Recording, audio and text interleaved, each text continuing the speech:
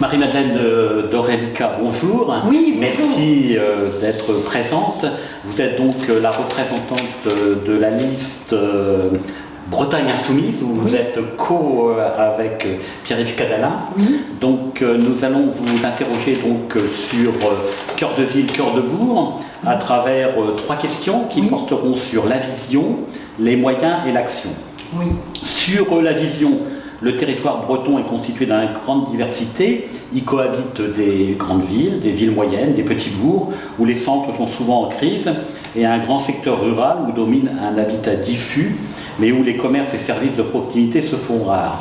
Comment imaginez-vous le modèle d'aménagement territorial breton pour demain ? Très bien. Écoutez, d'abord, merci de m'inviter, parce que c'est un sujet important dont on parle pas si souvent que cela finalement, et qui concerne quand même nos habitants et habitantes du territoire. Alors, concernant votre question, je vais procéder en 2 temps. D'abord, le secteur rural et ensuite le centre-bourg. Alors, pour le secteur rural, il faut replacer les choses dans leur contexte. On a eu un ouvrage, en tout cas, qui avait été écrit par Jean-François Gravier en 1947, Paris et le désert français. Et pour contrer la domination parisienne, on a créé le début des métropoles et de ces 8 métropoles qui avaient été créées à l'époque. Alors là, ça c'est un petit peu pour replacer les choses dans le contexte. Ensuite, le constat qu'on peut faire à présent, c'est qu'il y a un Breton sur 2 qui vit en zone rurale.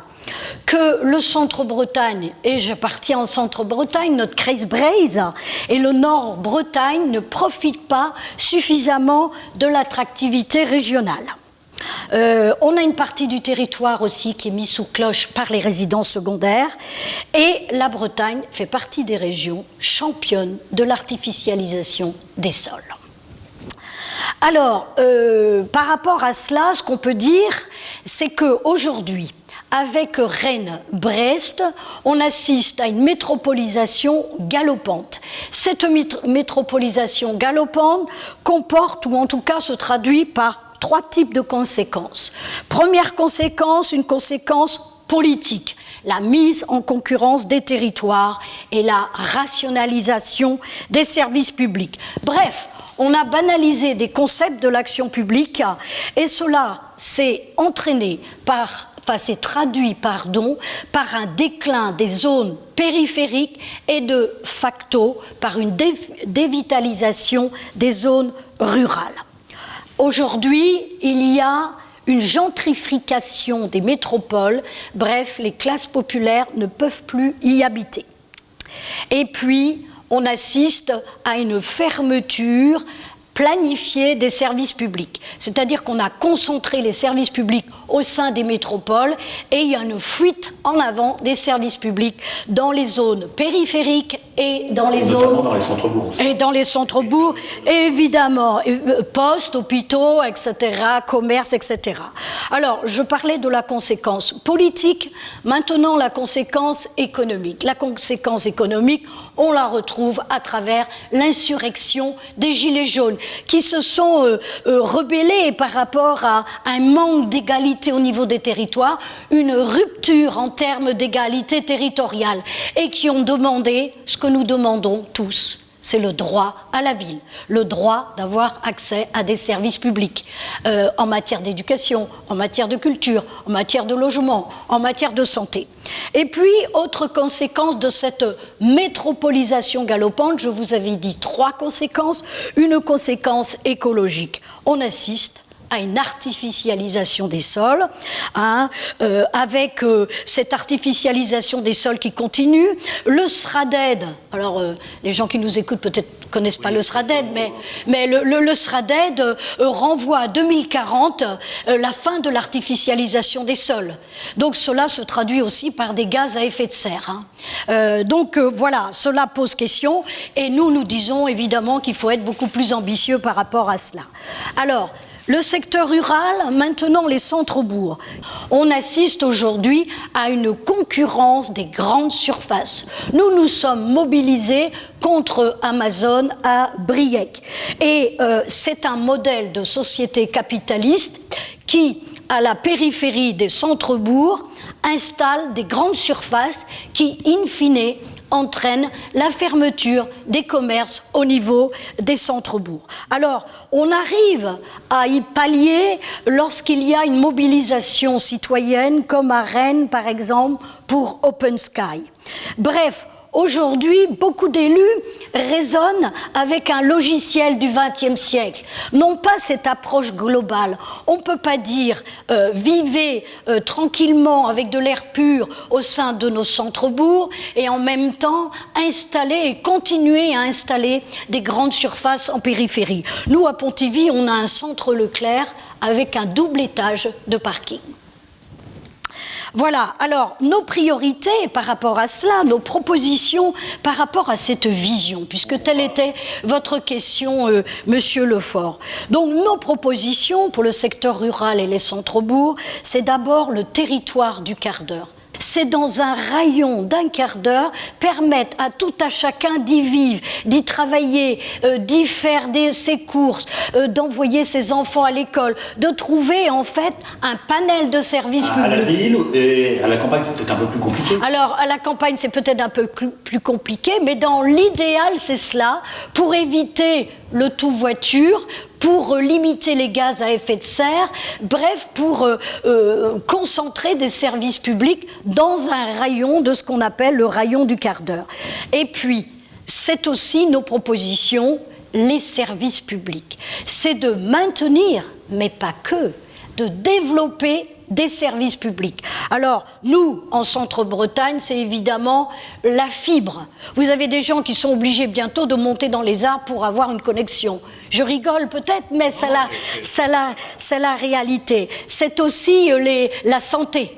Hein, il y a aujourd'hui, et je pense, on a un vieillissement de la population. Vous avez des personnes âgées qui ne trouvent pas de médecin. Et là, moi, je pense à la proposition de Guillaume Garot, qui est un député socialiste, oui, et qui dit qu'il faut finalement imposer des mesures contraignantes pour forcer à l'installation des médecins dans les zones sous-denses et restreindre l'installation là où il y a pléthore de médecins. Voilà. C'est aussi des lieux d'accueil physique, d'accès physique pour l'accès aux services publics, pour accompagner dans les démarches. On peut très bien, et ça se fait en Normandie, avoir des véhicules itinérants, des véhicules qui vont à la rencontre de la population. En matière de propositions, c'est bien sûr la réorientation des dotations publiques de la région, sur une véritable politique d'aménagement du territoire. C'est l'installation des paysans, puisque les paysans aujourd'hui dans certains secteurs ne trouvent pas de surface. Donc c'est aussi favoriser l'installation des paysans pour mettre en place ces circuits courts, des circuits courts qui permettront ensuite d'approvisionner les cantines du coin. Et qui permettraient peut-être aussi dans votre esprit, si je suis votre logique, de réalimenter les centres-villes, centres-bourgs en population. Oui. Relocaliser la production locale. On a la qualité, on a la proximité, on réduit les gaz à effet de serre et on permet à tout à chacun d'avoir accès à une alimentation de qualité qui soit accessible, parce qu'il y a la question du prix aujourd'hui. Et on a une paupérisation croissante de la population. Il ne faut pas se voiler la face. Alors, est-ce que ces populations, ils arriveraient finalement à aller dans le centre-ville, dans les centres-bourgs? Est-ce que par rapport à ça, vous avez un peu des propositions? Alors, évidemment, c'est le logement social. C'est développer davantage de logements sociaux, accompagner les familles, les aider même à constituer un budget, c'est la rénovation énergétique. On a des passoires énergétiques aujourd'hui. Nous, on est pour construire 50 000 logements sociaux. Et puis, utiliser aussi des nouveaux matériaux, comme les matériaux biosourcés, etc., qui ne soient pas énergivores, si vous voulez. Oui. L'État, par la loi Elan de 2018, par l'action de l'Agence nationale de cohésion des territoires et de la région Bretagne, se sont dotés d'outils de réflexion et de développement pour les centres-bourgs et les centres-villes, l'établissement foncier de Bretagne, cœur de ville, petite cité de demain. Quel bilan faites-vous de ces outils existants? Sont-ils suffisants et est-ce qu'ils sont performants? Et quelles sont un peu vos propositions pour que ça puisse répondre à la revitalisation des centres-bourgs et des centres-villes? Alors effectivement, ces outils actuels sont intéressants. On ne peut pas nier qu'ils soient intéressants. L'établissement public foncier permet par exemple d'acquérir au juste prix en se conformant au prix plafonné par les domaines. On a aussi des opérations de revitalisation territoriale, la lutte contre le logement indigne, etc. Pour l'action Cœur de Ville, il y a 222 villes. Pontivy fait partie de ces villes qui ont bénéficié de l'action Cœur de Ville avec un partenaire financier qui est la Banque des Territoires. Alors, cette action Cœur de Ville, elle est intéressante parce que les villes moyennes joue un rôle structurant essentiel sur le territoire, mais comme je l'ai dit tout à l'heure, où c'était en filigrane dans mon propos, elle présente des signes de fragilité en termes notamment de déprise démographique, de commerce vacant. Alors, pour Pontivy, je vais prendre un exemple que je connais bien, notre action Cœur de Ville 2020-2025, on a un certain nombre d'actions comme un espace de coworking ou de travail partagé, le réaménagement de logements, l'accompagnement des propriétaires, le réaménagement de notre rue nationale, un pôle d'échange multimodal pour combiner les transports et un poumon vert sur le site de l'ancien hôpital de Pontivy. Alors, ça c'est une présentation de notre action Cœur de Ville à Pontivy, une action sur laquelle nous travaillons. Alors, s'agissant de ces outils, et moi je le constate en tant qu'élu de l'opposition, c'est un premier pas, mais qui n'est pas à la hauteur des enjeux. C'est pas suffisant, c'est un peu l'objet de ma question. Oui. La problématique sociale n'est pas suffisamment abordée. Il n'y a pas de cohérence d'ensemble. Les dispositifs se basent sur des appels à projets. C'est une politique d'accompagnement plus qu'une politique volontariste. Et puis, c'est parfois l'archétype de ce que font les élus locaux en termes de gouvernance locale. C'est-à-dire que si les élus locaux n'ont pas de véritable ambition, que l'ingénierie territoriale n'est pas au rendez-vous, on a des projets qui sont des projets avec un manque de vision globale. Alors, le problème un peu des petites villes, c'est aussi est-ce qu'ils ont l'ingénierie suffisante pour répondre à tous ces appels à projets, à tout cet administratif qui finalement est de plus en plus pesant? Alors, l'administratif est pesant, les démarches administratives peuvent être pesantes effectivement, mais il y a quand même 5 milliards d'euros du gouvernement qui sont débloqués en la matière. Moi, je crois, et je le dis au risque de me répéter, il faut une cohérence d'ensemble.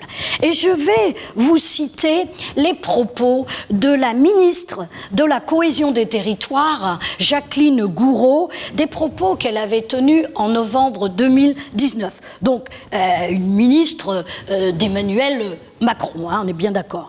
Elle disait ceci en substance: l'on ne peut pas à la fois soutenir financièrement le petit commerce, l'artisanat et en même temps laisser se développer des grandes surfaces en périphérie. Nous avons exactement cet exemple à Pontivy, c'est-à-dire que l'action Cœur de Ville nous aide à développer nos commerces en centre-ville et à la périphérie de Pontivy, on laisse créer, et ça va être bientôt opérationnel l'année prochaine, une halle grand frais. Vous comprenez la logique ? C'est la cohérence dont vous parliez tout à Oui, l'heure. oui, Finalement, oui. il y a des objectifs et puis il y a des moments donnés, il y a tout et son contraire. Oui, voilà, c'est ça, c'est ça. Donc il faut aujourd'hui aussi que le gouvernement, par rapport à ce que j'ai dit tout à l'heure, par rapport aux grandes surfaces, le gouvernement fait des choix de société et on ne peut pas continuer comme ça à cautionner l'implantation des grandes surfaces. Parce qu'on le sait tous ici, le petit commerce est un lieu d'échange. Alors pour passer un peu à la troisième question, un peu d'action, on sait que de nombreux Bretons sont attachés à la qualité de vie de la maison individuelle et souhaitent ce mode d'habitat. Aujourd'hui, ça se développe principalement en milieu rural et dans les centres-bourgs. Donc, quel habitat pour les centres-villes? Et puis aussi, comment déployer une attractivité, on en a parlé un peu tout à l'heure, et une communication qui permette d'attirer ces populations naturellement au sens large, avec une mixité, c'est aussi l'un des débats, dans ces centres-bourgs et ces centres-villes. Ben écoutez, la question, elle est tout à fait pertinente. La communication est une chose, le faire en est une autre.